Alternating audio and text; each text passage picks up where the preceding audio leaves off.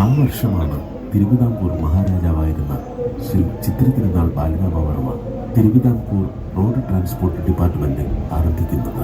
അന്നത്തെ ലണ്ടൻ ഗതാഗത ബോർഡിന്റെ ഉപമേധാവിയായിരുന്ന EG സാൾട്ടറിന്റെ നേതൃത്വത്തിൽ പെർക്കിൻസ് കമ്പനിയുടെ 60 എഞ്ചിനുകളോട് കൂടിയ കോമറ്റ് ചേസിസ് ഇറക്കുമതി ചെയ്യുകയും അന്ന് കേരളത്തിൽ ലഭ്യമായ തടിയുരുപ്പിടികൾ കൊണ്ട് ബസ്സുകളുടെ ബോഡി നിർമ്മിക്കുകയും ചെയ്തു. 38 ഫെബ്രുവരി 20 കിഴക്കേക്കോട്ടയിൽ നിന്നും കവടിയാറിലേക്ക് രാജാവിനെയും രാജകുടുംബാംഗങ്ങളെയും കയറ്റി EG സാൾട്ടർ സാഹിബ് കേരള ചരിത്രത്തിലേക്ക് ആദ്യത്തെ സർക്കാർ ബസ് ഓടിച്ചു. 23 സീറ്റുകൾ ഉണ്ടായിരുന്ന ബസ്സിൽ 1 മൈൽ യാത്ര ചെയ്യുവാൻ അരചക്രമായിരുന്നു യാത്രാക്കൂലിയായി ഈടാക്കിയിരുന്നത്. പൊതുജനങ്ങളുടെ ആവശ്യപ്രകാരം തിരുവിതാംകൂറിൽ മാത്രം ഒതുങ്ങിയിരുന്ന ബസ് സർവീസുകൾ 1949 കൊച്ചിയിലേക്കും 1956 മലബാറിലേക്കും സർവീസ് ആരംഭിച്ചു. 1950 കേരള സംസ്ഥാനം രൂപീകരിച്ചതോടെ സ്ഥാപനവും ബസ് സർവീസുകളും സർക്കാർ ഉടമസ്ഥതയിലേക്ക് മാറുകയും തുടർന്ന് ഇന്ത്യയിൽ റോഡ് ട്രാൻസ്പോർട്ട് കോർപ്പറേഷൻ ആക്ട് നിലവിൽ വന്നതോടെ സ്വയം ഭരണാധികാരമുള്ള കോർപ്പറേഷൻ എന്ന പദവിയിലേക്ക് സ്ഥാപനം മാറുകയും ചെയ്തു. അന്നു മുതൽ ഇന്നുവരെ കേരള സമൂഹത്തിന്റെ മനസ്സുകളിൽ യാത്രാ ചരിത്രത്തിൽ ആനവണ്ടി എന്ന KSRTC വിരാജിക്കുന്നു. ഒരു ദിവസം 250 കിലോമീറ്റർ ഓടുന്ന ഓർഡിനറി ബസ്സുകളും അതേസമയം 700-ലധികം കിലോമീറ്റർ സഞ്ചരിക്കുന്ന ആഡംബര മൾട്ടി ആക്സിൽ ബസ്സുകളും അടങ്ങുന്നതാണ് KSRTCയുടെ വൈവിധ്യമാർന്ന ഗതാഗത സംവിധാനം. 5-ലധികം ജില്ലകളെ ബന്ധപ്പെടുത്തുന്ന സൂപ്പർ ഫാസ്റ്റ് സർവീസുകളും 2-ലധികം ജില്ലകളെ ബന്ധപ്പെടുത്തുന്ന ഫാസ്റ്റ് പാസഞ്ചർ സർവീസുകളും KSRTCക്കുണ്ട്.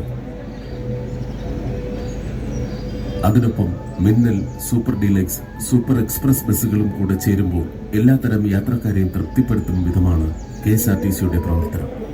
ആരംഭഘട്ടത്തിലെ 661 ഷെഡ്യൂളുകളിൽ നിന്നും നിലവിൽ 5000-ലധികം ഷെഡ്യൂളുകളിലൂടെ പ്രതിദിനം 25 ലക്ഷത്തിലധികം യാത്രക്കാരെയാണ് ലക്ഷ്യസ്ഥാനത്തെത്തിക്കുന്നത്. ആദ്യഘട്ടത്തിലെ KLX രജിസ്ട്രേഷൻ നമ്പറിൽ നിന്നും KL15 എന്ന സ്വന്തം രജിസ്ട്രേഷൻ നമ്പറിലാണ് ബസ്സുകൾ തിരിച്ചറിയപ്പെടുന്നത്. 25,000-ലധികം ജീവനക്കാരാണ് ഈ സ്ഥാപനങ്ങളുടെ പ്രവർത്തനത്തിന് കരുത്തേകുന്നത്.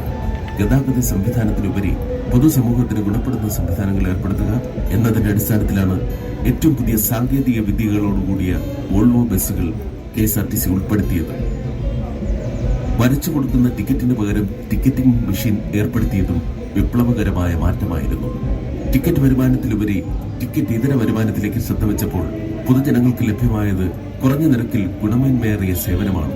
ഡ്രൈവിംഗ് സ്കൂളുകൾ, ബസ് സ്റ്റേഷൻ ബ്രാൻഡിംഗ്, ഇന്ധന പമ്പുകൾ, ലോജിസ്റ്റിക്സ് സേവനം, ബസ് പരസ്യങ്ങൾ, ബഡ്ജറ്റ് ടൂറിസം, യാത്രക്കാർക്കായുള്ള AC വെയിറ്റിംഗ് റൂമുകൾ എന്നിവ പൊതുജനങ്ങളുടെ കയ്യടി നേടിയ പദ്ധതികളാണ്. നീ KSRTC ബസ്സിൽ യാത്ര ചെയ്തിട്ടില്ല? ഇനി നാട്ടിൽ പോകുമ്പോൾ നമുക്കൊന്ന് കയറാം. ഒരു മലയാളിയാവണമെങ്കിൽ ലൈഫിൽ ഒരു തവണയെങ്കിലും ഒരു KSRTC ബസ്സിൽ കയറിയിരിക്കണം. ഒരു മലയാളിയാകണമെങ്കിൽ KSRTC ബസ്സിൽ യാത്ര ചെയ്യണമെന്ന് അഭ്രപാളികളിൽ തെളിയുന്നത് വെറുതെയല്ല. കഴിഞ്ഞ 85 വർഷത്തിലധികമായി മലയാളികളുടെ ശ്വാസനിശ്വാസങ്ങളിൽ ആനവണ്ടി എന്ന KSRTC ഉണ്ട്. പ്രളയത്തിലും കോവിഡിലും ആനവണ്ടി കേരളത്തിന് കുടയായി. മലയാളികളുടെ വിജയത്തിലും നേട്ടത്തിലും ആനവണ്ടി മതിമറന്ന് ആഘോഷിച്ചു. അതിനൊപ്പം കേരള ചരിത്രം മാറ്റി എഴുതിയവർക്ക് കണ്ണീരോടെ അകമ്പടി പോയി.